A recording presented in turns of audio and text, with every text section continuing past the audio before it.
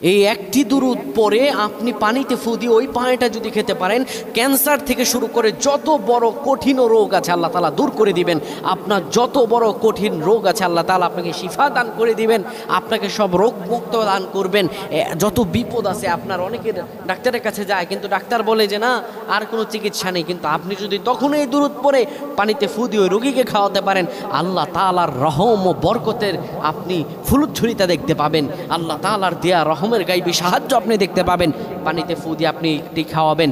কোরআন হচ্ছে শিফা, দুরূদ হচ্ছে শিফা, নবীজির নাম হচ্ছে শিফা। প্রিয় ভাইরা আমার, এই দুরূদটিকে বলা হয় দুরূদে শিফা।